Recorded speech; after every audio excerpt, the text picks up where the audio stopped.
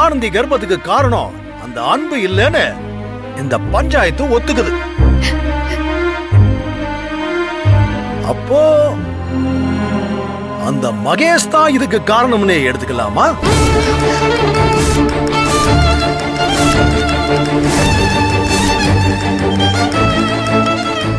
அன்பு மேல இருக்கிற அன்பாலையும் பாசத்தாலையும் அவன் மேல உனக்கு காதல் வந்த மாதிரி நல்ல கட்டுமஸ்தான் உடம்போட அந்த மகேஷ் நல்ல வெள்ளை வெளையான்னு இருக்கான்ல. அதுவும் இல்லாம காசு பணம் வேற கொளுத்து கிடக்குது. வேலைக்காரியா போன நீ வீட்டுக்காரி ஆகணும்னு மனசுக்குள்ள நினைச்சிருப்ப.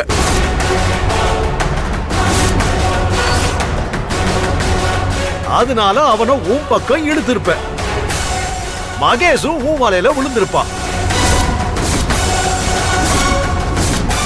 நினைச்ச மாதிரியே வலையில விழுந்ததுக்கு அப்புறம் நீயா போய் வீட்டுல சொன்னா அன்பு கிட்ட இருந்து பிரச்சனை வருங்கிறதுக்காக மகேஷையே போய் உன் அப்பா கிட்ட பொண்ணு கேட்க வச்சு அன்பை வெட்டி புட்டு மகேஷோட கல்யாணம் நடத்தணும்னு திட்டம் போட்டு அவங்கிட்ட நெருங்கி பழகி அவங்கிட்ட உன்னையே கொடுத்திருக்க.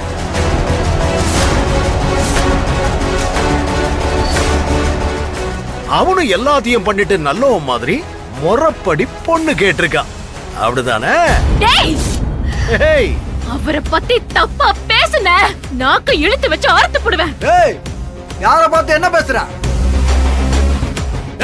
எங்க அண்ணனை தொட்டு பாரு. ஏன் என்ன பண்ணுவ? உன்னால முடிஞ்சதை பண்ணு பார்க்கலாம்.